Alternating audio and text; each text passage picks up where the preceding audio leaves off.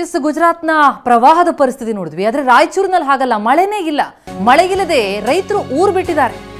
ಕೂಲಿ ಕೆಲಸ ಅರಸಿ ನಗರಗಳತ್ತ ಮುಖ ಮಾಡಿದ್ದಾರೆ ರೈತರು. ಮನೆಗೆ ಬೀಗ ಹಾಕಿ ಮಕ್ಕಳ ಸಮೇತ ಜನ ಗುಳೆ ಹೊರಟಿದ್ದಾರೆ. ಬೆಂಗಳೂರು, ಹೈದರಾಬಾದ್, ಪುಣೆಯತ್ತ ಗುಳೆ ಹೊರಟಿರುವಂಥದ್ದು ಜನ. ಮಕ್ಕಳು ಟಿಸಿ ಪಡ್ಕೊಂಡು ಊರು ಬಿಡ್ತಿದ್ದಾರೆ ಜನ. ಶಾಲೆಗೆ ಹಾಕೊಂಡಿರ್ತಾರೆ. ಆದರೆ ಇಲ್ಲಿ ಬರ ಇರೋದಕ್ಕಾಗ್ತಿಲ್ಲ, ಉದ್ಯೋಗ ಇಲ್ಲ, ಬೆಳೆ ಆಗ್ತಿಲ್ಲ. ಹಲವು ಗ್ರಾಮಗಳಲ್ಲಿ ರಾಯಚೂರಿನಲ್ಲಿ ಅದೇ ಪರಿಸ್ಥಿತಿ ನೋಡಿ. ಎಲ್ಲವೂ ಬಾಗಿಲು ಹಾಕಿರೋ ಮನೆಗಳನ್ನ. ರಾಯಚೂರಿನ ಹೂಗನಹಳ್ಳಿಯಲ್ಲಿ ಟಿವಿ9 ರಿಯಾಲಿಟಿ ಚೆಕ್ ನಡೆಸಿತು. ಸುಮಾರು 90 ಮನೆಗಳಿದೆ ಅಲ್ಲಿ. ಹೂಗನಹಳ್ಳಿಯಲ್ಲಿ 30 ಮನೆಗಳಿಗೆ ಇದೇ ರೀತಿ ಬೀಗ ಜಡಿಯಲಾಗಿದೆ. ಬೆಳೆದ ಬೆಳೆಗೆ ನೀರಿಲ್ಲ, ಆದಾಯ ಇಲ್ಲ. ಮುಂದೆ ಕತೆಗೇನು? ಉದ್ಯೋಗ ಅರಸಿ ನಗರ ಪ್ರದೇಶಗಳಿಗೆ ಗುಳೆ ಹೊರಟಿದ್ದಾರೆ. ಮಕ್ಕಳನ್ನು ಕರ್ಕೊಂಡು ಹೊರಡ್ತಾ ಇದ್ದಾರೆ. ಶಾಲೆಗೆ ಹೋಗ್ತಾ ಇರುವಂಥ ಮಕ್ಕಳನ್ನ ಅಲ್ಲಿ ಶಾಲೆಗೆ ಸೇರಿಸಬೇಕು ಅಂತಂದರೆ ಟಿಸಿ ತಗೊಂಡು ಹೋಗಬೇಕು. ಅಂತಹ ಪರಿಸ್ಥಿತಿ ರಾಯಚೂರು ಜಿಲ್ಲೆಯ ಹಲವು ಗ್ರಾಮಗಳಲ್ಲಿ. ನಮ್ಮ ಪ್ರತಿನಿಧಿ ಭೀಮೇಶ್ ಗ್ರೌಂಡ್ ರಿಪೋರ್ಟ್ ನೀಡಿದ್ದಾರೆ ರಾಯಚೂರಿನಿಂದ, ನೋಡಿ. ರಾಯಚೂರು ಜಿಲ್ಲೆಯಾದ್ಯಂತ ಬರದ ಛಾಯೆ ಹೆಚ್ಚಾಗಿ ಕಂಡು ಬರ್ತಾ ಇದೆ. ಸಾಕಷ್ಟು ಕಡೆಗಳಲ್ಲಿ ಜನರು ಗುಳೆ ಹೋಗ್ತಾ ಇರುವಂಥ ಸ್ಥಿತಿ ಸದ್ಯ ನಿರ್ಮಾಣ ಆಗಿರುವಂಥದ್ದು. ಸದ್ಯ ನಾನು ರಾಯಚೂರು ತಾಲೂಕಿನ ಹೂಗನಹಳ್ಳಿ ಅಂತಕ್ಕಂಥ ಸಣ್ಣ ಗ್ರಾಮದಲ್ಲಿದ್ದೀನಿ. ದೃಶ್ಯದಲ್ಲಿ ತಾವು ನೋಡ್ಬೋದು, ಸರ್ಕಾರಿ ಶಾಲೆಯ ಒಂದು ಕಟ್ಟಡವನ್ನು ತಮಗೆ ತೋರಿಸ್ತಾ ಇದ್ದೀನಿ. ಇಡೀ ಊರಿನಲ್ಲಿ ಯಾರೂ ಕೂಡ ಕಾಣೋದಿಲ್ಲ. ಅಂದರೆ ಅಲ್ಪ ಸ್ವಲ್ಪ ಜಮೀನಿರೋರು ಎಲ್ಲರೂ ಕೂಡ ಮಳೆರಾಯನ ನಂಬಿ ಬದುಕನ್ನು ನಡೆಸ್ತಾ ಇದ್ದರು. ಆದರೆ ಈ ಬಾರಿ ಮುಂಗಾರು ಮಳೆ ಸಂಪೂರ್ಣವಾಗಿ ಕೈ ಕೊಟ್ಟಿದೆ. ಹೀಗಾಗಿ ಸಾಕಷ್ಟು ಜನ ಬಿತ್ತನೆಯನ್ನು ಕೂಡ ಮಾಡಿದ್ರು ಪ್ರಾರಂಭಿಕ ಹಂತದಲ್ಲಿ. ಆದರೆ ಸಂಪೂರ್ಣವಾಗಿ ಮಳೆ ಕೈ ಕೊಟ್ಟಿರುವಂಥ ಹಿನ್ನೆಲೆಯಲ್ಲಿ ಬೆಳೆ ಹಾಳಾಗಿ ಹೋಗಿರುವಂಥದ್ದು, ನಾಟಿ ಕೂಡ ಆಗಿಲ್ಲ. ಹೀಗಾಗಿ ಅನಿವಾರ್ಯವಾಗಿ ಬದುಕು ನಡೆಸಬೇಕು ಅಂತೇಳಿ ಗುಳೆ ಹೋಗಿದ್ದಾರೆ. ದೃಶ್ಯದಲ್ಲಿ ತಾವು ನೋಡ್ಬೋದು, ಇಡೀ ಊರು ಸಂಪೂರ್ಣವಾಗಿ ಸ್ತಬ್ಧವಾಗಿರುವಂಥ ರೀತಿಯಲ್ಲಿ ಕಾಣುತ್ತೆ. ಯಾರೂ ಕೂಡ ತಮಗೆ ಸಿಗೋದಿಲ್ಲ. ಕೇವಲ ಅಲ್ಲೊಬ್ಬರು ಇಲ್ಲೊಬ್ಬರು ಮಾತ್ರ ಸಿಗ್ತಾರೆ. ಸಾಕಷ್ಟು ಜನ ಏನಿದ್ದಾರೆ ಎಲ್ಲರೂ ಕೂಡ ಕುಟುಂಬ ಸಮೇತರಾಗಿ ಬೆಂಗಳೂರಿಗೆ ಮತ್ತು ಬೇರೆ ಬೇರೆ ಪ್ರಮುಖ ನಗರಗಳಿಗೆ ಗುಳೆ ಹೋಗಿರುವಂಥದ್ದನ್ನು ತಾವು ದೃಶ್ಯದಲ್ಲಿ ನೋಡ್ಬೋದು. ಮನೆಗಳಿಗೆ ಬೀಗ ಹಾಕ್ತಾರೆ ಮತ್ತು ಅಕ್ಕಪಕ್ಕದ ಮನೆಯವರಾಗಿರ್ಬೋದು, ಜೊತೆಗೆ ತಮ್ಮ ಸಂಬಂಧಿಕರು ಯಾರು ಗ್ರಾಮದಲ್ಲಿರ್ತಾರೆ ಅವರಿಗೆ ಮನೆ ನೋಡ್ಕೊಳ್ಳಿಕ್ಕೆ ಮತ್ತು ಮನೆ ಬಗ್ಗೆ ಜಾಗೃತಿ ವಹಿಸಲಿಕ್ಕೆ ಹೇಳಿ ಹೋಗಿರುವಂಥದ್ದನ್ನು ತಾವು ನೋಡ್ಬೋದು. ಸಂಪೂರ್ಣವಾಗಿ ಇಡೀ ಊರು ಖಾಲಿ ಹೊಡಿತಾ ಇರುವಂಥದ್ದನ್ನು ನೋಡಿದರೆ ಖಂಡಿತವಾಗಲೂ ಬೇಸರ ಅನಿಸುತ್ತೆ. ಒಂದು ವೇಳೆ ಮಳೆರಾಯ ಉತ್ತಮವಾಗಿ ಮಳೆಯಾಗಿದ್ದರೆ ಖಂಡಿತವಾಗಲೂ ರೈತರು ಮುಂಗಾರು ನಂಬಿ ಏನು ಬದುಕು ನಡೆಸ್ತಾ ಇದ್ರು, ಎಲ್ಲರೂ ಕೂಡ ಒಳ್ಳೆ ಬೆಳೆ ಕೂಡ ಬರ್ತಾ ಇತ್ತು.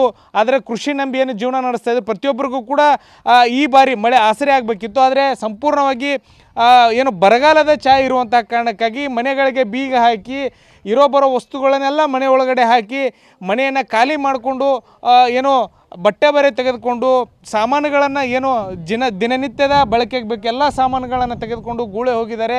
ದೃಶ್ಯದಲ್ಲಿ ಮತ್ತೊಂದು ಬದಿ ಮನೆಯನ್ನು ತಾವು ನೋಡ್ಬೋದು.